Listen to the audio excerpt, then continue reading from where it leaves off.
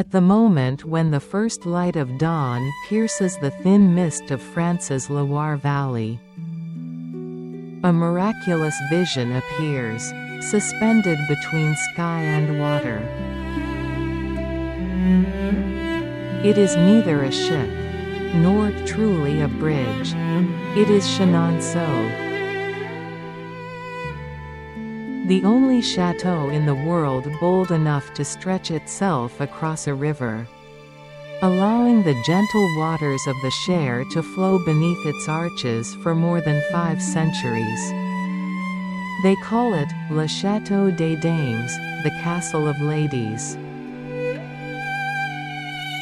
because its history was not written by the clash of swords or the thunder of cannons, but woven from silk, perfume, intelligence, and the quiet calculations of women. Look at the reflection of its slender towers mirrored on the calm surface of the river. The stillness is deceptive. Beneath this graceful beauty lie undercurrents of jealousy, desire, and ambition. Chenonceau was a gift, a trophy, and ultimately, a weapon in one of the most famous love rivalries in French history.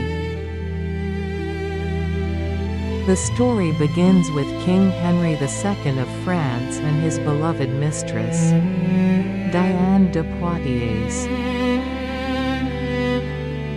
Diane was 20 years older than the king, yet her beauty, intelligence, and elegance held him captive for a lifetime. Despite the presence of his wife, Queen Catherine de Medici, Henry bestowed upon Diane the greatest jewel of the royal domain, Chenonceau itself. Diane adored this place. She was a woman of refined taste and sharp business sense. It was Diane who ordered the construction of the bridge connecting the chateau to the opposite bank of the river, giving Chenonceau its unique silhouette. Walk now through the garden that bears her name, Diane's Garden. Flower beds arranged with strict geometric precision bloom with roses, lavender, and dark green yew trees. Here, Diane would stroll each morning, washing her face with cold river water to preserve her famously timeless beauty. She transformed Chenonceau into a prosperous estate, cultivating mulberries for silk, producing wine, and ensuring wealth flowed as smoothly as the river beneath her feet. Everything here carried her signature: sensual, powerful, and alive.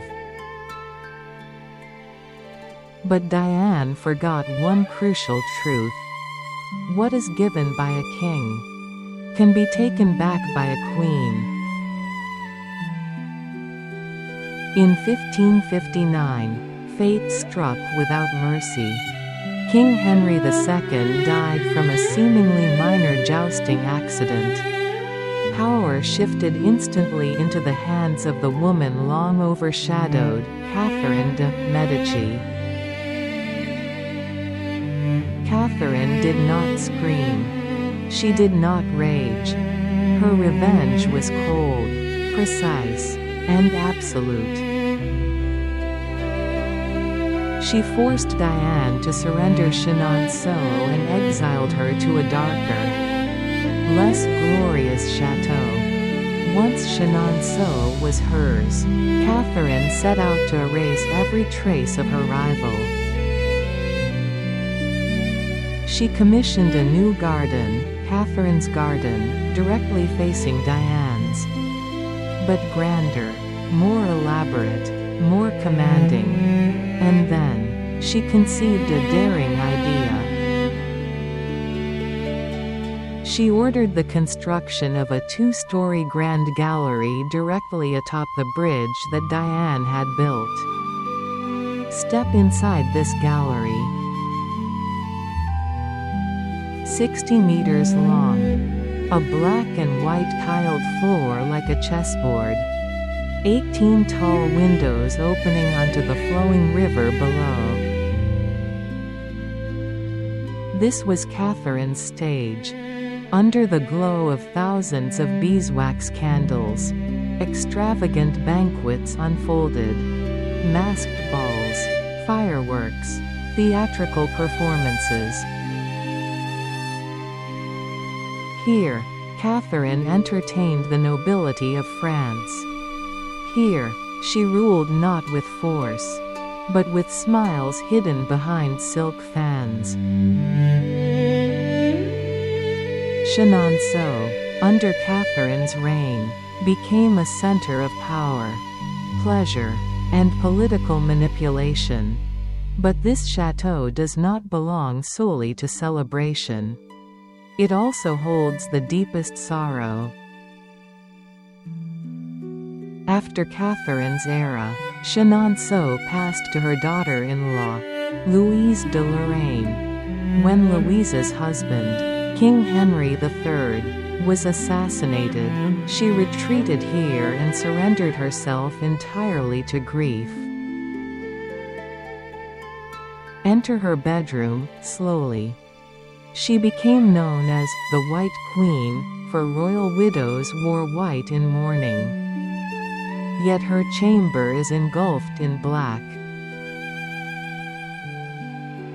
The ceiling is painted dark, scattered with silver tears.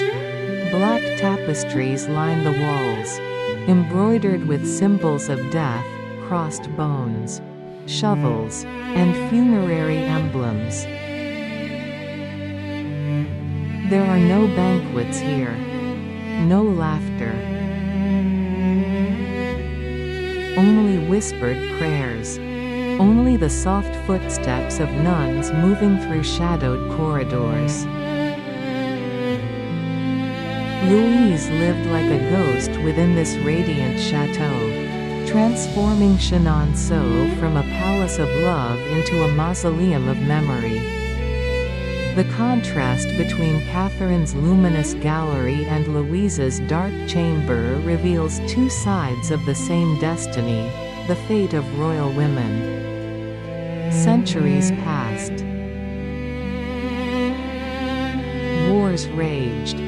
Revolutions erupted. Yet Chenonceau remained, floating across the river like a dream. During the First World War, the magnificent Grand Gallery became a military hospital. Once again, women stood at its heart, tending to wounded soldiers beneath painted ceilings. During the Second World War, the River Cher marked the boundary between occupied and free France. Chenonceau became a secret escape route for the resistance.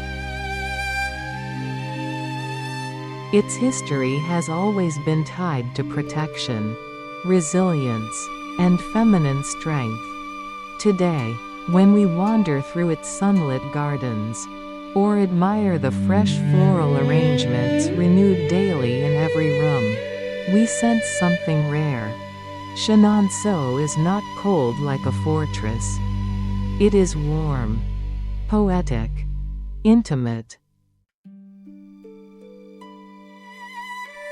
It reminds us that architecture is not merely stone and mortar. It is a vessel for heartbeats, for love, ambition, grief, and longing. Two women, a mistress and a wife, spent their lives battling over this chateau. Yet together, they unknowingly created a masterpiece that belongs to all humanity. Thank you for listening to this emotional story beside the gentle waters of the River Cher today. I hope you found a moment of peace within this timeless beauty. If you love these poetic journeys through history, please subscribe so we may continue together. Farewell, Chenonceau. And until we meet again, in the pastel-colored dreams of the past. The end. See you next time.